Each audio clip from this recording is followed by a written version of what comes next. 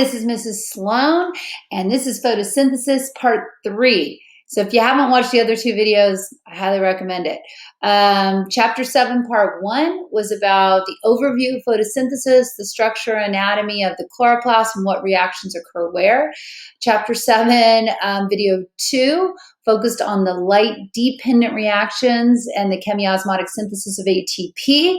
And now we're going to put it all together in Part 3, where we're going to use the ATP and the reduced NADP that we formed in the light-dependent reactions here in our light-independent reaction of the Calvin cycle to ultimately synthesize sugars. And this is how autotrophs capture the sun's energy and transfer it into chemical energy of sugar. Wow, that's pretty cool.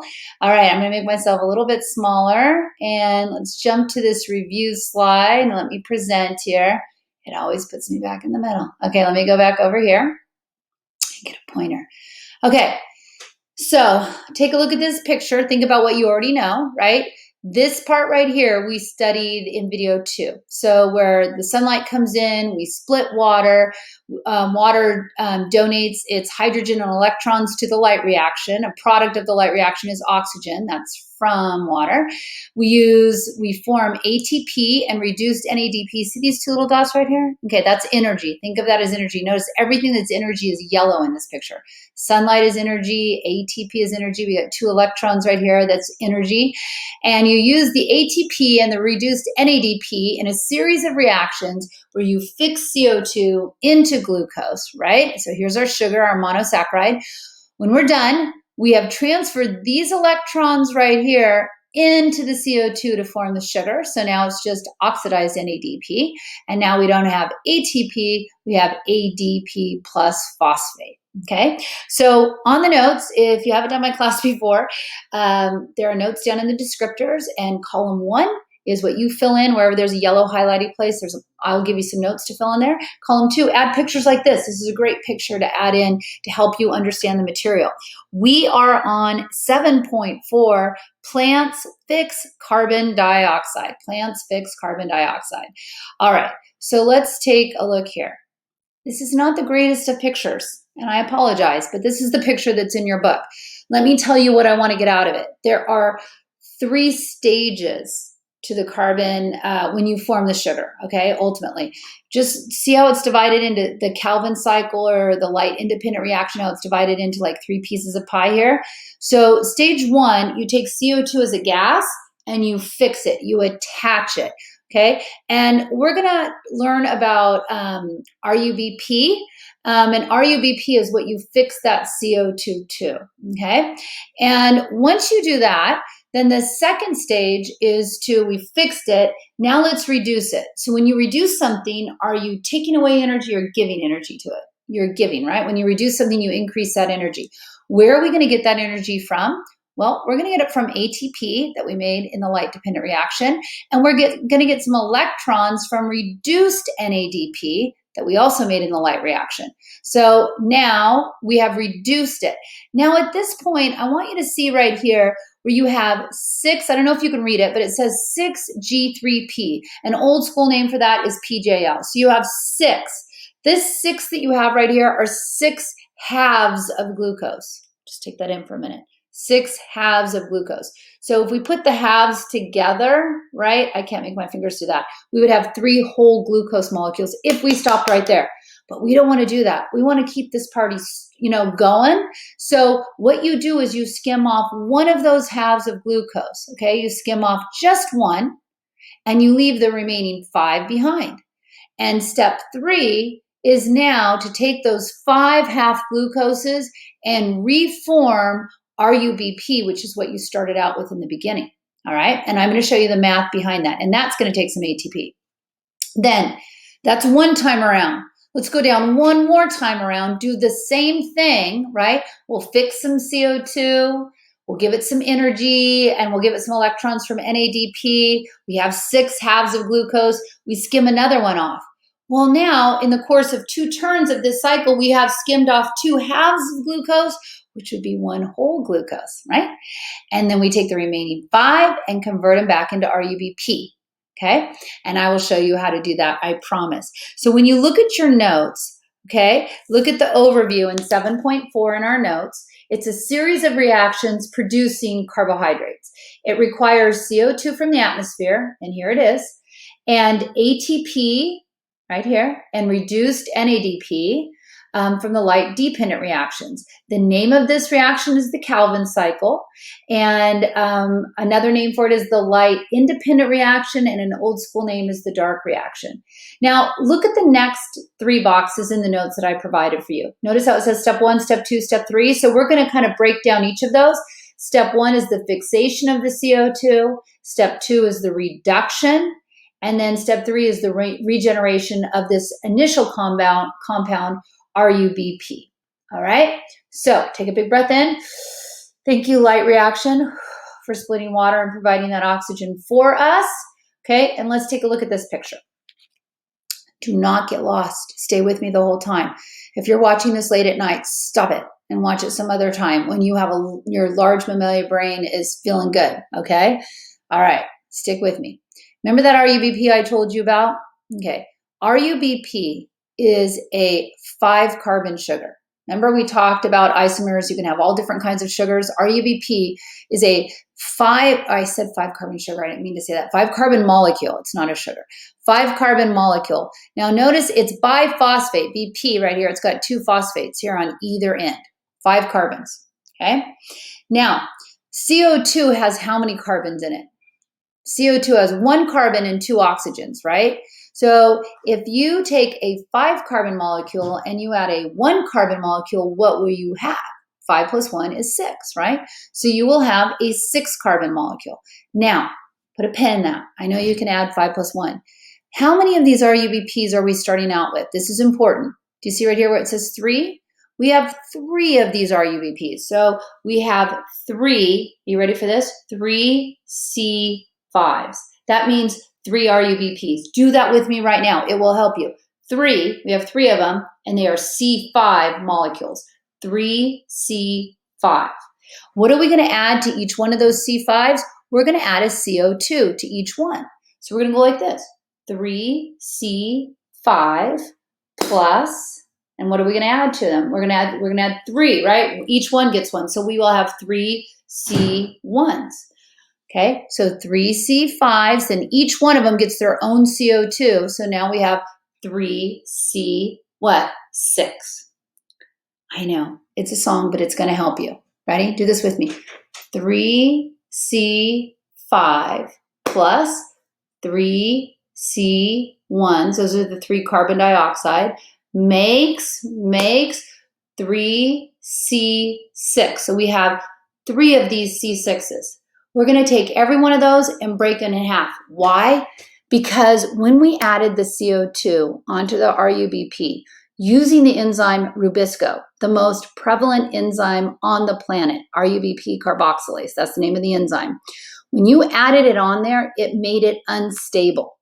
Okay, so just by adding 1 CO2 onto it, it ends up breaking in half. Well, if we have 3 C6 molecules and we break every one of those in half, does it make sense to you now that we have 6 C3s? Okay, because we broke those 3 in half. I'm going to show you another picture. Look right here, and then I'm going to come back to this one. Look right here. No, not that picture. Look right here. You have 3 C5 molecules right here. Don't get afraid. Plus 3 C1 molecules. Those are your CO2s. You add them together and you get 3 C6 molecules, which then break down into 6 C3 molecules. Okay, close your eyes for a second. Close your eyes. You don't want to see that. You don't want to see that. We're right back here. Okay, do this with me. 3, I just do this like I'm waving. Okay, 3 C5 plus 3 C1 makes 3 C6. Then go like this. Breaks down to 6 C3. Okay, you ready for that? 3 C5 plus 3 C1 makes 3 C6. Break down to 6 C3. That's what you got going right here. So we fixed the CO2, and once we did that, they all broke in half. Okay, so now we have these 6 C3s. What do we have to do next? The next thing we have to do is power them up. So we're going to use some ATP. Look, we're using 6 of them. Why? Because we have 6 of these. We're going to use some ATP. So we're going to transfer the energy over. We're going to use some reduced NADP on our 6 C3s. Now we have a high energy, half of a glucose kind of molecule. How many of them do we have? 6. Okay. So once you have those 6, remember what we talked about siphoning just one away? So we're going to take one away. And now instead of having 6, and just put a pin in that, we'll get back to him later. Just take one away. Now we're left with 5 of these high energy molecules. So do you see where it says 5 G3Ps left? Tell me the math here on this. I had 6, now I have 5. And each one of these has 3 carbons in it. What is 5 times 3? Did you say 15? Okay, good. So we have 15 carbons total, but they're in little groups of 3, 5 groups of 3. Let's rearrange those. Let's use some ATP and rearrange those 5 C3s back into 3 C5s, right? The RuBP, and that will cost us some energy. We're going to do this all over again. 3 more RuBPs that we just regenerated. Add in a CO2 to every one of those. 3 plus 3 C1s makes 3 C6s. Those are going to break down into 6 C3s. We're going to use some ATP. We're going to use some reduced NADP to fire them up into 6 G3Ps. Another name, old school name for that is PGAL. Okay, this is your half a glucose. We siphon off another one. Now we've siphoned off 2 halves of glucose, which makes 1 glucose. Okay, and we'll put a pin in that. We'll come back to him. Instead of having 6 G3Ps, now we're back down to 5. We're going to use some ATP and rearrange these 5 3-carbon units into 3 5-carbon units. Okay, now let's take some notes on that. So step 1 is the fixation of carbon dioxide. That's what's happening right here. Okay, using this enzyme, the most prevalent enzyme on the planet. Each CO2 molecule binds to a 5-carbon molecule called RuBP. We can buy that, right? This is in step 1, forming a 6-carbon molecule. They're not showing you the 6-carbon molecule over here, but it would be right here. It's just 5 plus 1 is 6. Okay. This is achieved using the enzyme RuBP carboxylase or Rubisco, probably the most common protein in the biosphere. Okay. This is achieved by the enzyme RuBP carboxylase, another name for it is Rubisco, and it is probably the most common protein in the biosphere. Each newly formed 6-carbon molecule breaks in half, forming what's called 3PG. Another name for that is PGA. It's in small print. And now you have 6 of these, right? Okay, because we started with 3 of everything, right? So then step 2 is the reduction right here. The reduction of carbon dioxide. Each of these is given a phosphate group. So all 6 gets a phosphate group, okay? So now ATP is going down to ADP. Then each is reduced by its own reduced NADPH, right? Then each is reduced by NADPH, forming then a G3P. We still have 6 of them, okay? At this point, you siphon off one of them. You siphon off one, which is a half of a glucose molecule, and you send the 5 remaining G3Ps, the 5 remaining, to step 3. What is step 3? Step 3 is the regeneration of RuBP. You use 3 ATP to regenerate, to rearrange the remaining 5 G3P into 3 RuBP again, so that the cycle can continue. When the cycle has occurred 2 times around this circle, okay, each time starting with 3 CO2, right, you keep inputting 3 CO2 in, you will have invested a total of 6 carbons, right? First time around, I add in 3 CO2s. And what did I take out? I took out 3 carbons that were all connected as G3P. Second time, I put in 3 individual CO2s again and took out another connected 3 carbons, G3P, that were high energy, right? So when a cycle has occurred 2 times, each time starting with 3 CO2, you will have invested a total of 6 carbon atoms. You will have invested how many? 18 ATP, right? 6 here, 3 over here, that's 9 times 2 is 18 ATP. And you will have done this part twice, so that's 12 NADPH to form a total of 2 G3Ps, which can be used to form 1 glucose molecule. All right. If I was at school, I'd be using a smartboard and showing you in a video, which I'll put a link to later. But I want to show you this part right here. When we do that reduction, right, into forming the G3P, you're using ATP to add a phosphate group, and you're dropping off electrons to form PJL. In the regeneration, step 3, okay, you're using ATP to reform the RuBP so you can do the whole reaction all over again. All right, now let's take a look at this picture. Just get your bearings for a minute. Don't freak out, okay? So here, you're starting with ribulose biphosphate, which is RuBP. We're going to start off with 3 of these 5-carbon molecules, 3C5 plus 3C1s, that's the CO2, makes 3C6s. Unstable, so those break down to 6C3. You're going to use some ATP, use some reduced NADP on your 6C3s. You're going to take one away. Old school name is PJL. Another name is G3P. And then I always go in the song right here, jazz hands. So you remember you had 6. Now you're back down to 5. Now you're left with 5C3. Use some ATP to build 3C5. You do the whole thing again, plus 3C1 makes 3C6 break down to 6C3. Use some ATP, use some reduced NADP on your 6C3, take one away, but now you've taken 2 because this is the second time you've done it, so now you have glucose, jazz hands, and you're left with 5C3, use some ATP to build 3C5, stop, okay? So the importance, let's learn that song real quick, okay? I'll back up. You have already learned the first part of the song, and I'll put it all together here for you at the end if you want to, but let me show you how to do this part of it, okay?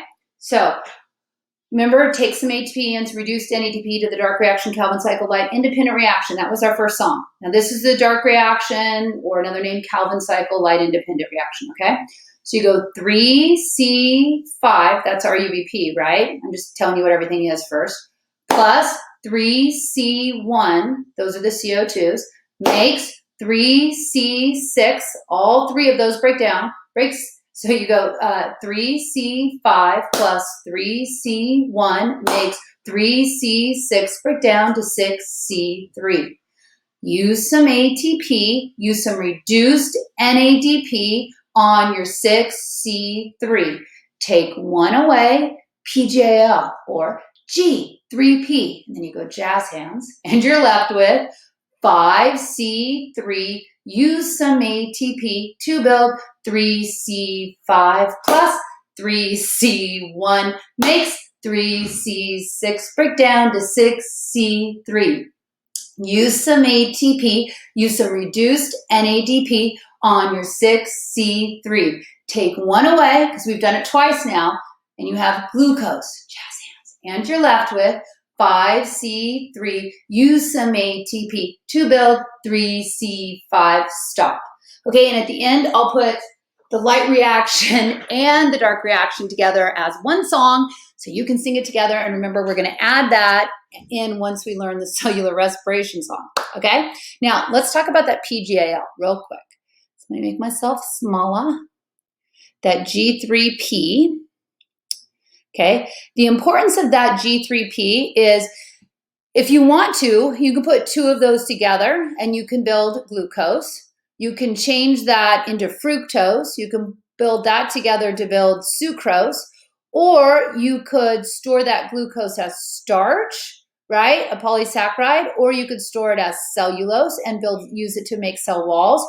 Or you can convert G3P to fatty acids, so you can build fats, or amino acids so you can build protein. So G3P is the starting point, right? What we siphoned off each time around to build everything for a plant. So on the importance of photosynthesis, G3P is the first reactant of several different plant products. Glucose and others, sugar, starch, cellulose, fatty acids, and amino acids. And oh yes, we get to be alive because we get to eat that plant material. Okay, now the next part that I'm going to show you is not mandated anymore for your AP exam, but it might be used when you talk about evolution and evolutionary processes as an example of that. So I'm going to very briefly, and that's why it's written in small print, is because it's not mandated. There's a few things for you to have to fill in, all right? So first issue, remember 3C5 plus 3C1? C5, RuBP, can sometimes get tempted by the fruit of another, okay? RuBP gets in trouble because it's supposed to bind with carbon dioxide, but sometimes, see, it's naughty, if there's a lot of oxygen around, it gets tempted, and instead of hooking up with CO2, it will bind with oxygen. When that happens, that's really bad for a plant. It's called photorespiration. It is neither photosynthesis nor cellular respiration. And so it's not healthy for a plant. So plants have some adaptations in order to avoid photorespiration, like what happens when they're doing a lot of photosynthesis and you might have a lot of oxygen built up. So I gave you everything on that, on photorespiration in your notes. So I'm going to let you look at that on your own. But I want to point out number 3. Oxygen builds up in the interior of a leaf and competes with CO2 for RuBP. This is an inefficient process called photorespiration, and it can use as much as 50% of the carbon that would be fixed in the Calvin cycle. So your efficacy can drop by 50% when photorespiration is occurring. So let's look at 2 examples of how plants have evolved adaptations to combat that.